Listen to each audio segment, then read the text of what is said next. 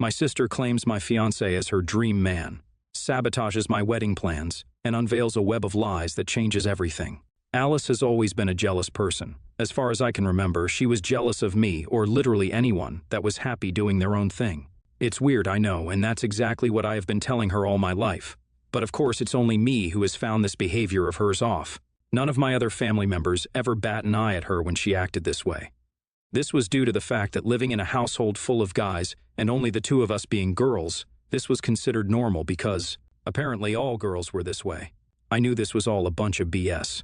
I could never convince myself otherwise, and that became the reason why we always had a bitter relationship. We would argue constantly, screaming at each other over the drama we would constantly be in because of her. It was a horrible situation. So much so that we were quite literally known for our explosive relationship back in high school. Things thankfully toned down when we both got into college. But now that I think about it, I feel like it was only due to the fact that we were separated from each other. Not because Alice was maturing. Unfortunately, I took her change in behavior as her maturing and her becoming a good person. So I started opening up to her and hanging out with her more. I wouldn't blame myself either though, because our relationship had genuinely got better. I mean, we were able to stay in the same room, go places together, and hear about each other's lives without absolutely blasting over each other. And for someone like me, who just wanted a decent relationship with her sister like everyone else does, this was genuinely more than enough for me. This became the reason why I even introduced her to Eric, my now fiancé and soon-to-be husband. Well, Eric and I met at a local concert, and I knew from the moment I had seen him that I wanted to be with him. This concert that we met at was a reoccurring concert. It was a local rock band that held concerts every once in a while in our city. So the next time when we went for one of the concerts, I introduced Alice to Eric, who seemed very happy for me. Things just got better from then on, because it wasn't just me who had found love. Alice, too, started showing interest in one of Eric's friends, Theodore. All four of us seemed to get along well and started spending ample time together. And the foolish me thought that I finally found one of those tight-knit friend groups who meant more to me than my family. Well, of course that was just me being somewhat delusional.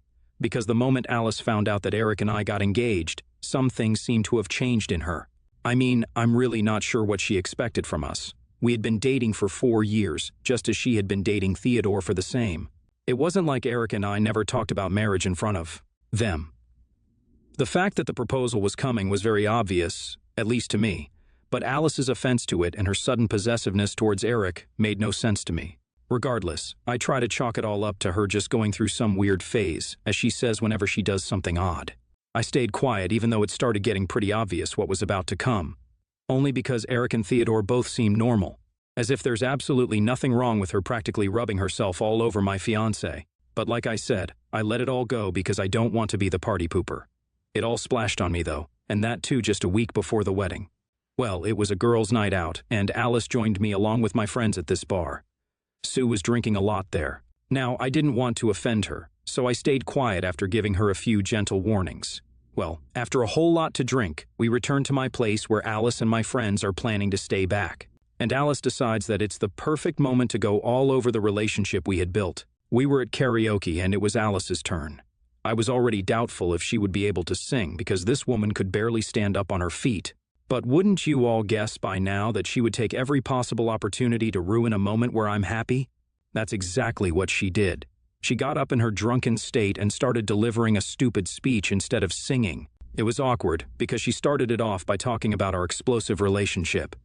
She then talked about us in college and how I technically stole Eric from her, who was apparently her dream man. And it was only because of me that she had to settle with Theodore. Everyone audibly gasped, and right after, Alice confessed that, as if it was nothing, she just crawled up the floor and fell asleep. The awkwardness was unbelievable, but something clicked inside of me. I saw the recording that my friend had been doing all along and told her to send it to me immediately. Now, I wasn't going to show it to anyone, but I just knew this would come in handy someday or the other, and it did. Just 4 days before the wedding, Eric and I were going through the final list of things we needed to pack to take to the wedding, and we just couldn't find a wedding ring. We turned the house upside down, and I just knew who had done it. I was panicked, angry, and upset, and in the heat of the moment, I immediately drove over to Alice's place, acting as casually as I could. I knew she didn't know what she had confessed that night, so I decided to talk to her about it first. I put it straight to her. I told her that if she didn't return the ring, I would make sure to tell Theodore everything. And I guess she thought I was simply joking, or that I wouldn't go through with it. Of course, though, I wasn't joking this time, and when she began playing the game of denial, I simply walked up to Theodore and puked out everything along with the video evidence. The look on Theodore's face was sad, to say the least. I know this man really loved her, but I knew some time or the other I really did have to inform him of this. Theodore and Alice got into a huge argument, and I left because I needed to give them space. Now it's been a day since it all went down, and everyone except for Theodore is against me for stirring drama before my wedding. I don't know if what I did was the right thing. Now AATA. Update 1. Things have gotten out of hand way more than I thought. It feels like I have opened Pandora's box, and this is just the beginning of it all. Everyone just keeps piling up on me, as I genuinely can't understand why. It feels like everyone has normalized such behavior so much that I'm going to be reaching a point where I will have to cut off everyone. Unfortunately, Eric is one of them. My suspicions towards Eric's defensiveness, or lack of acknowledgement of this situation as a whole, have been growing a lot lately. I mean, every time I tried speaking to him, he would either try to defend Alice or tell me that he has no opinion on this situation. I mean, how could you just not have no opinion on a situation that directly concerns you? I'm sorry, I don't know about you guys, and this might make me come off as toxic, but this definitely has raised my suspicions to the max. What do you think I should do here? Is this something to be suspicious about? I decided to go through Eric's phone right as he got back from work and was in the living room gaming with his friends. And I found this app called Kick installed on his phone, which was the only app protected with a password. After a couple of tries, I was able to guess the password, and man was I right about comparing this situation to that of opening Pandora's box. I held the phone in my hand as it began shaking because the very first text was from none other than Alice. I knew I had to open it, and when I did, I went through hundreds of NSFW exchanges between the two. It was like my heart dropped. At one point, I even found a conversation about Alex begging Eric to leave me for him, and him denying her because apparently Alice was I was disgusted. I felt physically ill, but I knew I couldn't stay with this man for another passing moment. So I went with his phone and showed him the text right in front of him. His face was so worth it to see, because he looked like he had just seen a ghost. I didn't say anything, didn't do anything, just began packing my bags as Eric followed me trying to explain himself. I wasn't going to have any of it. I knew I had to leave, and I did. I'm currently at a friend's place having my phone blown up by Eric telling me all sorts of nonsense, but I know regardless of what he says or does, I'll never ever be convinced.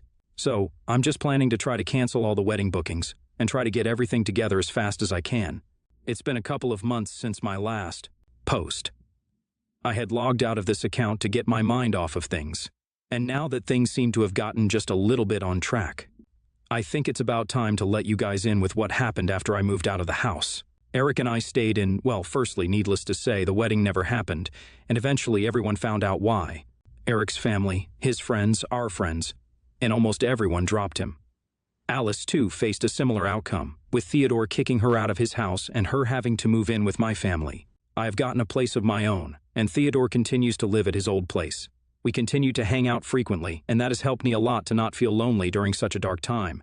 I don't really feel anything about this situation anymore, except for how much money and energy could have been saved if Eric and Alice could have just been honest. I firmly believe that the karma they deserve has already started to get them, though, and I know with time they'll get it all. Thank you all, NTA. There's something wrong with Eric not being by your side throughout this all. I would definitely want to look into this situation more, NTA. I love how strong Ops stood and didn't let the fiancé and sister manipulate her when that would have been so easy. Keep up this attitude and you will surely go places, OP. I, 28 female, I'm a nanny for a family with 2 kids, 4 male and 2 female, in a major city. I've been their nanny for 4 years and have loved every minute of it. Both parents I nanny for are doctors. The dad has a private practice and the mom works at a hospital. The mom that I work for has a sister, a first-grade teacher with 2 kids, 4 female and 3 male, and they were being watched by her mom, the kid's grandmother. The grandmother had bunion surgery and couldn't watch their sister's kids, so I took over for the grandma without getting paid for watching them for a few weeks. The original plan was to watch the kids until the grandma recovered from the surgery, which was going to be about a month. Yesterday, the mom I worked for told me that the grandma doesn't want to watch the sister's kids anymore. That since I had been doing fine watching all 4 kids for a few weeks, that they want to make it permanent. She told me that her sister is a single mom, doesn't have a lot of money, and doesn't have anyone else to watch her kids, so I'd be doing the family a huge favor. I asked if I was going to be getting an increase in pay. To me, watching them for 3 weeks without pay was a favor. Watching them permanently is a job. The mom told me no, since her sister doesn't have money and didn't pay the grandma to watch the kids, so they can't increase my pay. She thought it was selfish of me to ask for more pay. She said I'm at their house anyway. 2 more kids shouldn't make a difference. I told my boss no, I can't watch her sister's kids. Then I said I don't think it's fair to add 2 more children for me to watch 9 hours a day without a raise. Having a nanny is a luxury, not a right. That's why daycares are around. There are so many people that can't afford a nanny but are able to put their children in daycare. I know her sister really needs my help, but I'm not in the business to do permanent favors. I mean, I get that I was able to do it for a few weeks, I didn't complain, and honestly, it wasn't that hard. But I'm also not giving out free childcare. The government can help her with that. AITA for refusing to help even though I know I can do it and the sister needs it? I do want to add, I do get paid extremely well. I don't necessarily need the pay increase, but I also don't provide free childcare just for everyone who's been asking. I live in America, Midwest America, and childcare and healthcare are not free. You can get free subsidized childcare through the government, but you have to meet a certain criteria. Also, I don't believe the program qualifies for you to pay for a nanny. It's usually for daycare. I am unaware if the system meets the specifications to qualify for this. NTA.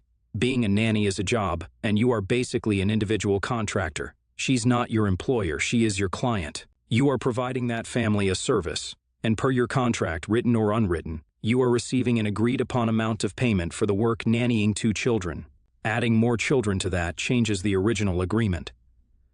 You are well within your rights as an independent contractor to demand more money, as they are asking you to do twice the work. If they can't agree upon new terms, then it sounds like your business with them should be over. People don't get to take advantage of you. Your time is worth what you deem it's worth, and nobody should ever give their time up for free unless volunteering it. NTA. I wonder if this was their plan all along, that they intended to ask her to take on the 2 extra kids for no extra pay. But they wanted to trick her into it by framing it as a temporary favor that she only does for a few weeks, only to then discover that grandma doesn't want to do it anymore after the surgery. And I wonder if OP holds firm and refuses to look after the 2 extra kids, if grandma is going to start taking care of the kids again, all the while shaming OP for making her do so. NTA. Ask one of the doctors if they would see twice the patients in their schedule for the same pay. Remind her that you did it temporarily as a favor, but she is showing you that no good deed goes unpunished, and the request is making you consider whether these are reasonable people to work for. While I was home alone, mother-in-law let herself into our home, using the code brother-in-law gave her when he fed our cat while we were on vacation. He gave it to her when he couldn't come over one day. We had no idea. I don't know if she knew we weren't supposed to be home at that time, but I ended up staying home. She and my husband planned for her to drop something off at some point in the coming days, but they didn't plan a specific time, because if no one was home she was going to drop it off outside the door. I vaguely knew of these plans. So after she surprised me with her unexpected presence, I sort of lost my core. First, I was startled and a bit scared for a second. I always know when my husband comes home by the sound of the garage. Second, not surprisingly, she has a huge problem with boundaries that husband deals with. I raised my voice asking why she was here and how she let herself in. And then I told her she can't just do that and that we were going to change the code. She herself was stunned by my reaction, probably because I've always been super nice, and tried explaining herself. She didn't want anyone to steal the empty Tupperware she was leaving. She said she'd never let herself in before. She started tearing up, apologized, and then left. She is highly sensitive and kind of fragile. If my husband tells her he can't do yet another thing for her, she will tear up and weakly say, "Oh, so that's okay." The entire family believes it's manipulation. He's learned through therapy not to immediately see to her when she does that. She called her husband crying, told him I screamed at her, insinuated she was crazy, and made her feel very, very unwelcome. The last part is true, but the first 2 are absolutely not. But I believe if anyone raises their voice at her, she perceives that to be screaming. She kept on telling him he can't let me talk to her like that. I don't think in a sexist keep your woman in line way. I think it was more she knows I'm sensitive so she can't talk to me that way. My husband is behind me, but I can tell he's just worn out. WITAH, for losing my cool in the moment when my husband wasn't there to intervene? NTA. She let herself in using a code at the door you had no idea she had been given, and did not have permission to have. You had every right to be upset, and under the situation, you also had every right to make her feel unwelcome.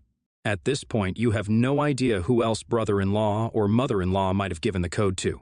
You have every right to talk to an intruder in your home in any way you wish. NTA. Sounds like mother-in-law has a history of victim behavior. What she should have done was apologize. Brother-in-law is a real dummy for letting her have the code, and I bet she knows you didn't know she had it. She could have let herself in other times and snooped, and you have no idea. Yuck. NTA. Does she not realize the adrenaline that goes with this? If my husband came home at random, I'd think it was bad news, death in the family, loss of his job, etc. Not that I have any reason to think that, but when you're thinking, gee, I'm about to get robbed, or my husband is rushing home, nothing good comes to mind. That's like fight or flight. I'd be mad at the brother-in-law for randomly giving out a code. I think it goes without saying that when you give someone a code, it's for them and them only. Do not apologize for this.